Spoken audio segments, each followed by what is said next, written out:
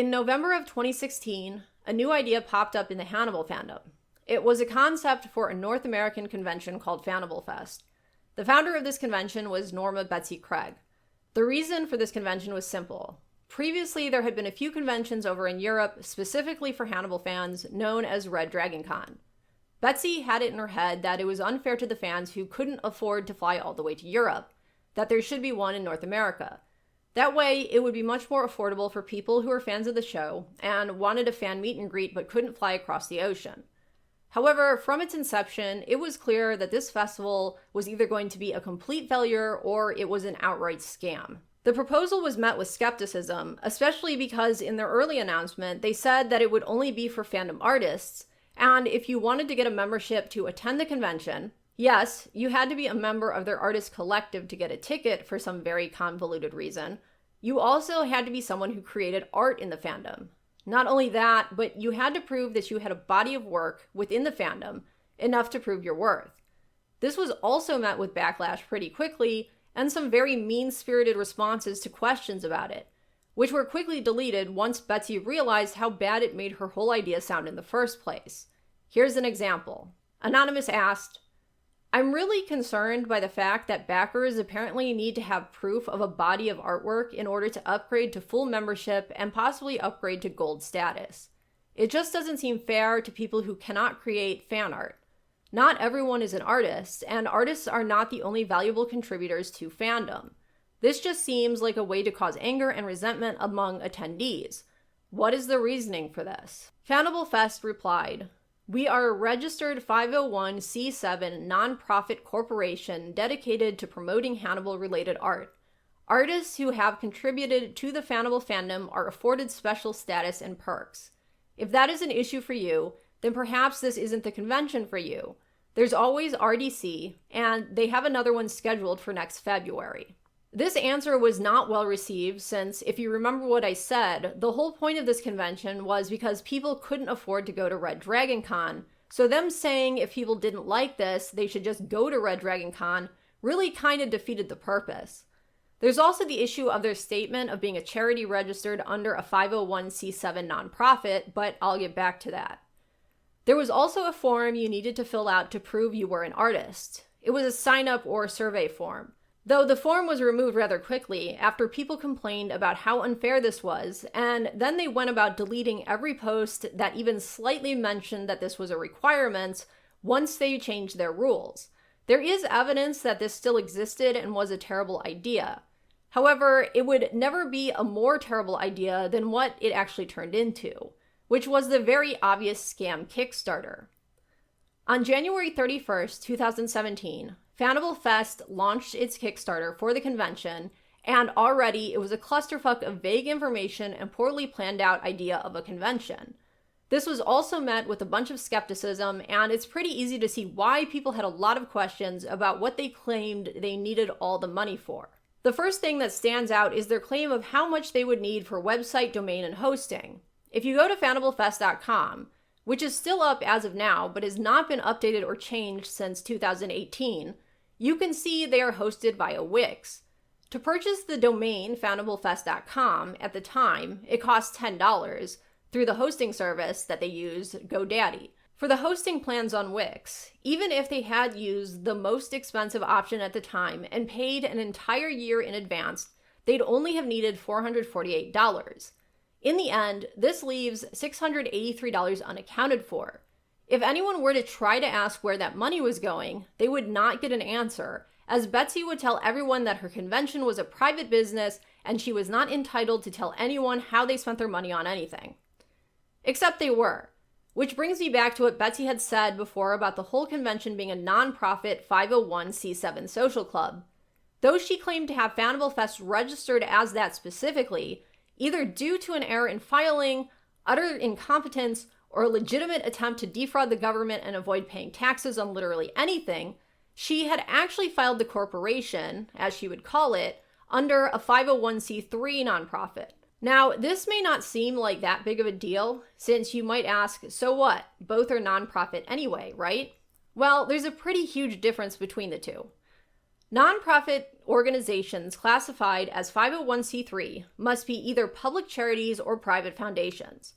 501c3 public charities must be organized and operate for charitable, religious, educational, scientific, or literary purposes, or they must test for public safety, foster national or international amateur sports competitions, or prevent cruelty to children or animals. Private 501c3 nonprofit foundations can run like other private foundations, but must fund charitable exempt activities. This would mean that they couldn't make any profit, as in pocket any of the money themselves.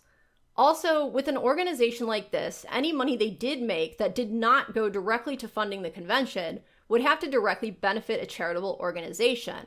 Not only that, but their website was required by law to list what charity they would be benefiting and how they were also required by law to be completely transparent with their spending.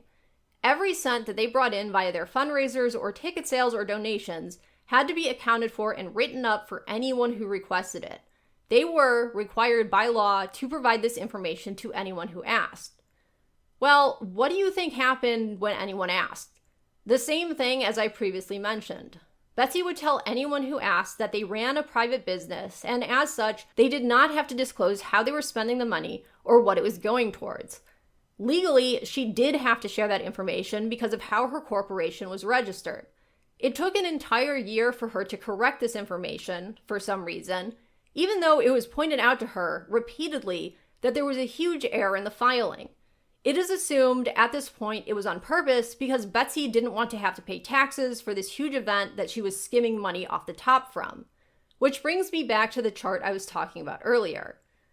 You can also see that they list the logo of their convention costing $150. Except, remember how I said this all started because Betsy and her little group were an artist collective and all artists, and this was by artists for artists of the fandom who did art? Well, it's very weird that they had to pay that much for a simple logo, especially when it was created by someone who was part of the event staff in Betsy's group. It means essentially that they claimed that this was how much it cost, and then they gave that amount to someone who was already on their staff and pocketed the money, which left people to wonder how much they were pocketing with their very vague claims of what they needed all this money for. Then we get into the backer rewards, most of which were just them asking for money in return for nothing other than showing your support.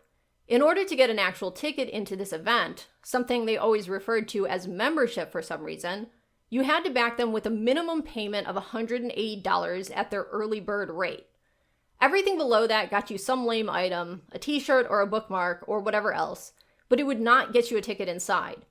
Even worse, an early bird rate is supposed to be the cheaper one, isn't it? To incentivize people to buy tickets before they are officially on sale because they will cost less, right? As it turns out, that wasn't even the case because when tickets finally did go on sale, that same ticket actually cost less. So anyone who paid as a backer under that tier would have been better off just waiting for ticket sales. On top of that, even though they had dropped the requirement that you must be a fandom artist to get membership to be able to buy a ticket, they were still really pushing the fact that fandom artists were going to be awarded better perks and passes than just the average person going to the convention, as you can see from this post here.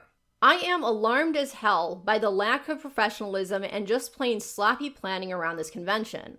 I see multiple asks about this test site where they were selling gold tickets for $1, and there is absolutely no excuse for that site being accessible outside of those who created it.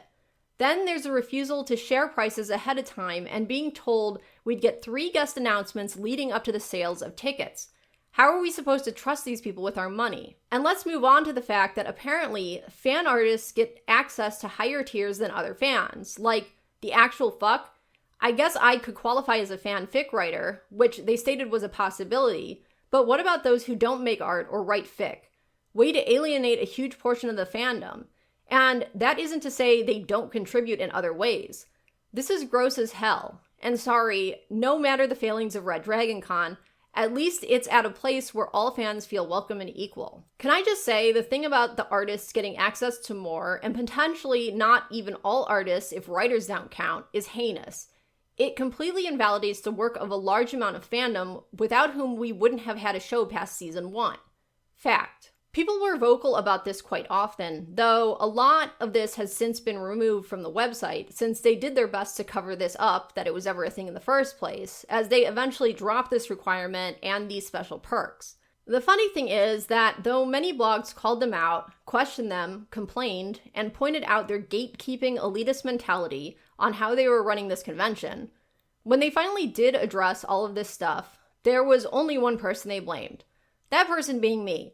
In fact, anyone who questioned them about anything, they just said it was me on another blog, even if it really obviously wasn't me or a well-known blog that was clearly not mine and popular in the fandom.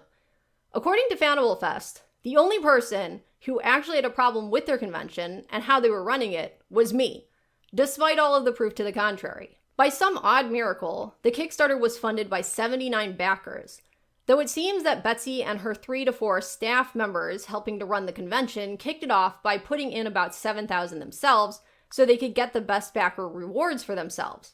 That would be the VIP hotel stay and passes, which would exclude anyone else from being able to buy them.